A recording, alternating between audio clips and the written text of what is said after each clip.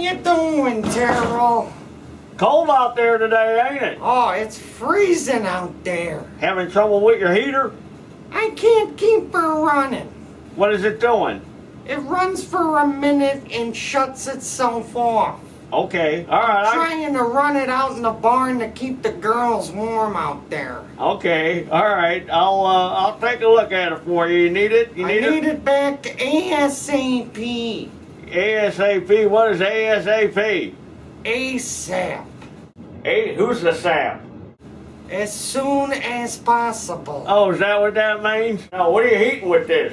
I'm heating the barn. The barn? That's where I keep the girls. Oh, okay, the girls. The girls are in the barn. Why are girls in a barn?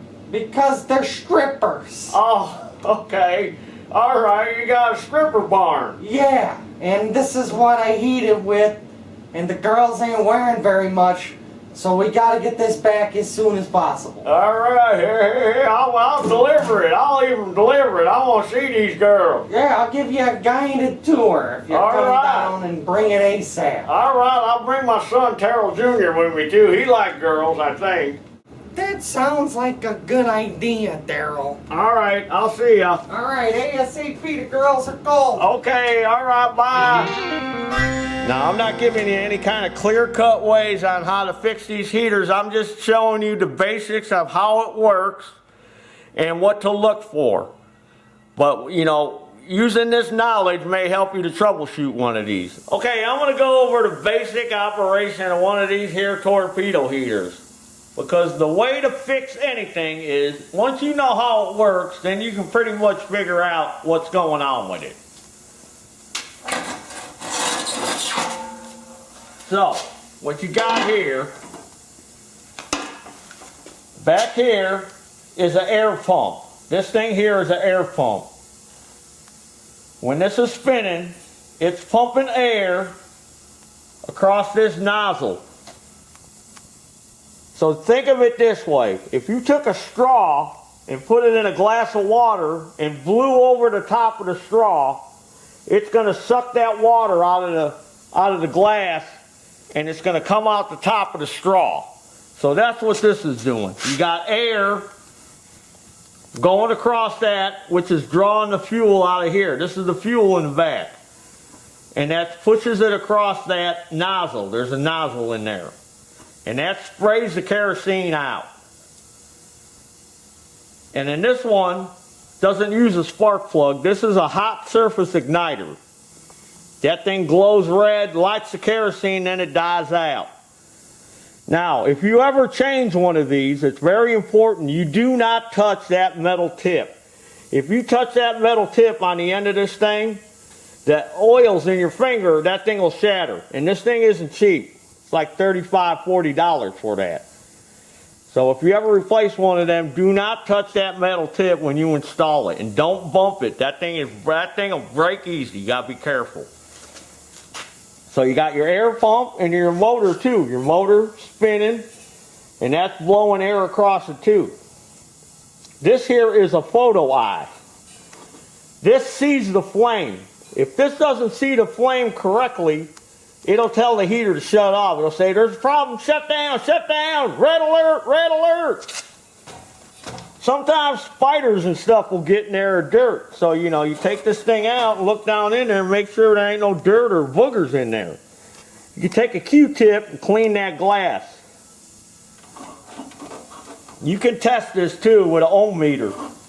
Unplug the two wires, shine a light in there, see if you get an ohm reading. It's just a photo cell. It works, it's just a switch that works on light. The nozzle too. Nozzle can get plugged up over a while too. And another thing, kerosene and diesel fuel is abrasive. So if you got a heater that's old and been running a long time, that abrasiveness in the fuel will actually wear that nozzle out. So sometimes you got to replace the nozzle. You got to remember, everything got to work in conjunction with each other or these things won't work right. And if you got this where you're running the heater and it'll run with the lid off, but when you put the lid on, it won't run right, there's a problem. You got to figure out what the problem is. Now on the back here is your filters and your cover. And this is to set the pump pressure. And this is a port that you take that out and you put an air gauge in. Now a lot of these newer heaters already got an air gauge on it. Then somewhere on the heater, usually on the side, it'll tell you what the pump pressure should be. Let's see where this one is. Right here. Pump pressure PSI, 3 PSI, 3.0. So if I screw this gauge into there and turn this heater on, you can turn that screw to adjust it at 3. Okay, in case you don't have an air gauge to check the air pump, I'm going to show you a way that you can kind of quickly test the air pump. Alright, there's the glow bar lighting up. Going to take a second. Alright, this one's supposed to be running at 3 PSI. It is. So if you want to check, see if this air pump's working, put your finger over the back where the adjustment is. And it should pick up pressure if the pump's working. Hear it? See it? You can see the gauge go up. See? Past 5. So I know that air pump's working. Now that's just a quick way of checking that. Now if it ain't working, if you plug this thing in and it just spins and it lights up and glows and the fan spins but it won't ignite with the cover off, chances are the pump in there might be dirty or sticky. It's got veins on it. So I'm going to take this all apart to show you where it is. You might just have to take it apart and clean it, or you might have to go and buy a new one. Well, I'm going to take it apart and show you how to do it. There's filters in here.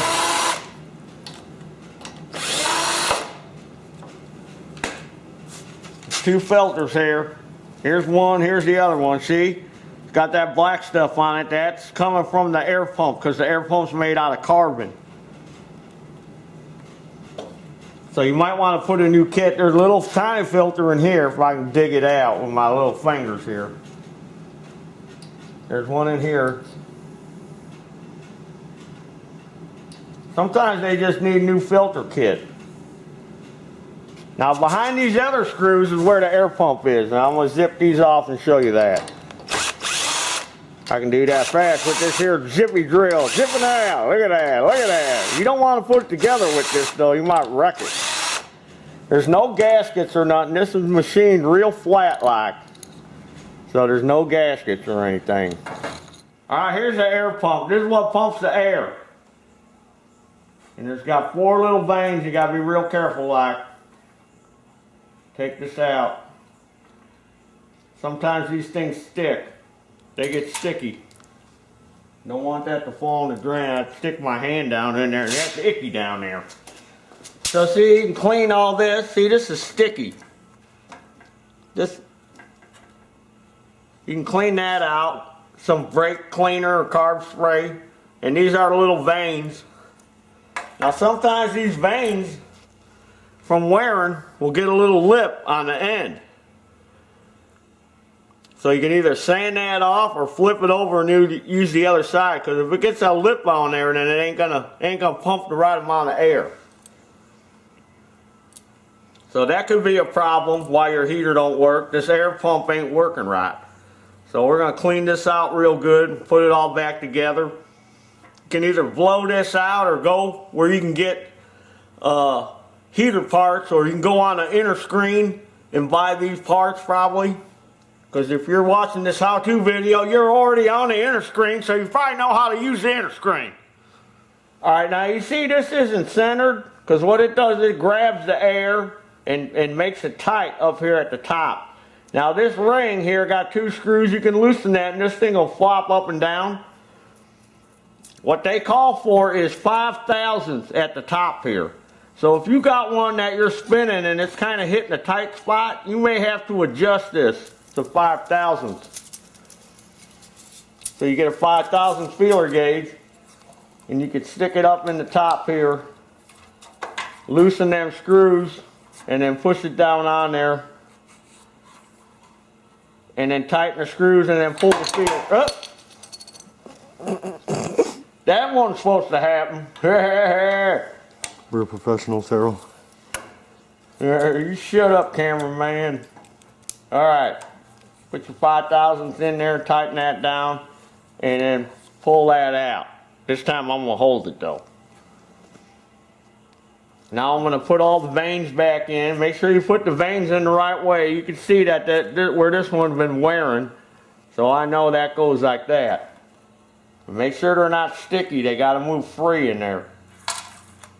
And then just screw it all back together by hand. Don't use a power tool to put it back together. Put it back together by hand. Snug it up tight. Alright, I'm putting this cover back on. One thing you want to do is spin this as you tighten these up. Make sure it ain't binding up.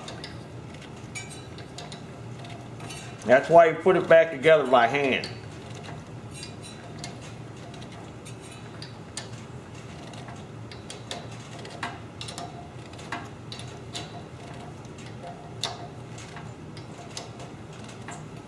Then I'm going to go ahead and put this cover and everything back on, and then I'm going to cover the nozzle next. I'm going to show you how to take the nozzle out and check that, make sure that's clean too. And now I'm going to cover the nozzle that sprays the fuel. So disconnect the lines, and then you don't have to take this whole bracket out, just turn this thing.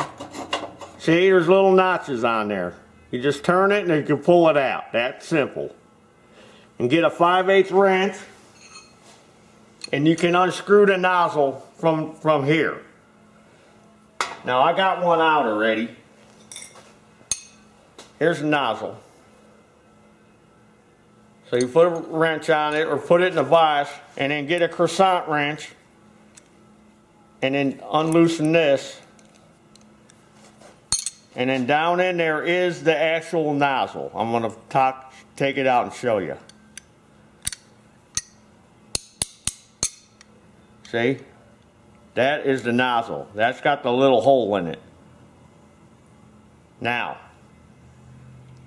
if you got a real old heater, been running a lot of kerosene or diesel fuel through it, it will actually make that hole bigger. You don't want to run nothing through there. You just want to clean it. Sometimes those flutes in there will get a bunch of carbon and dirt, and also down inside here it'll get dirty. Take Q-tip again and some brake cleaner or carb spray and clean that out real good. Then just take this piece, stick it back on the end like that, and then just screw it back together.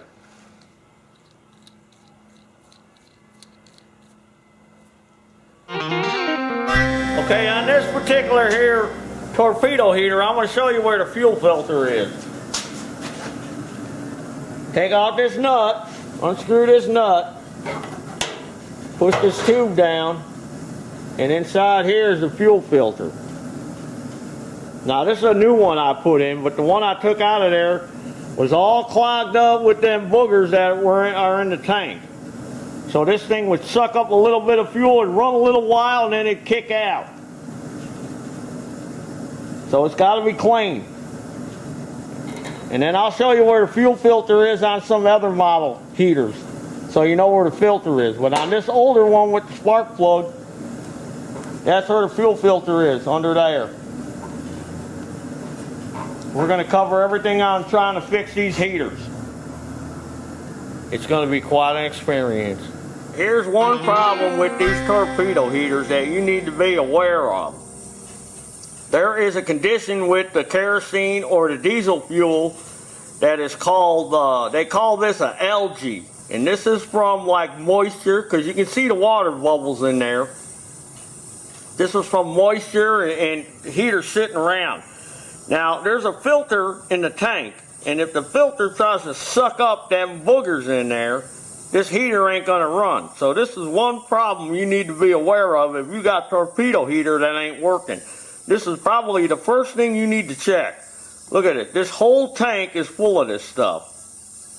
And the only way to do it is you got to drain it out. There should be a drain on the bottom of torpedo heater tank that you take out, drain all the fuel out, and then you're just going to have to get in there with a snaky snake and a rag, and you're going to have to clean all that out by hand and rinse and flush if you want to get that to work again. Because look, there's boogers everywhere in there.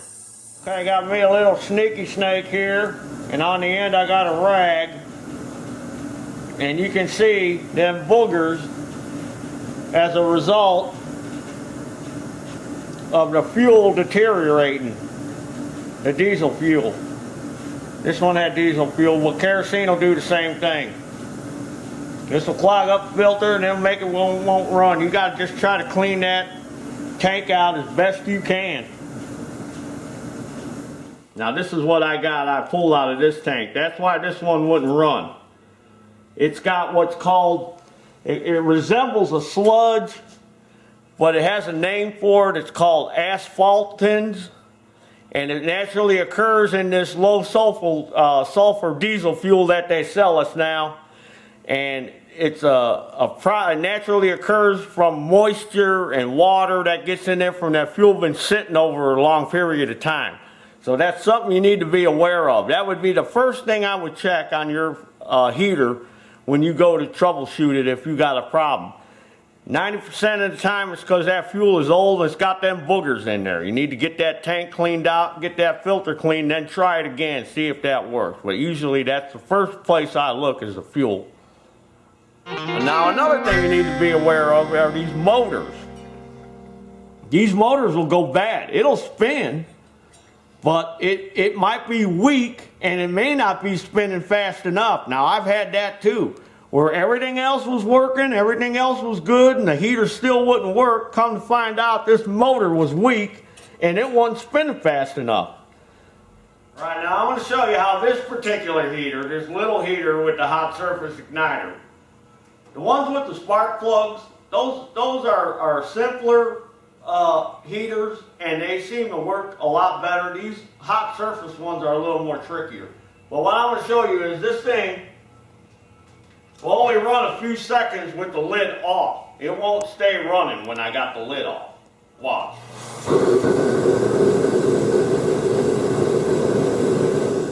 See, it shut off right away. But when I put the lid on,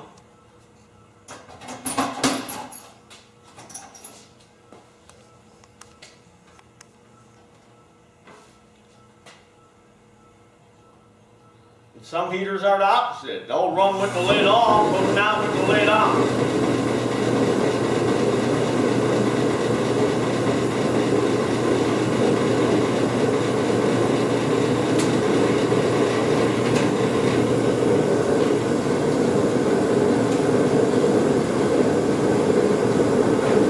See, it's running longer than it did before.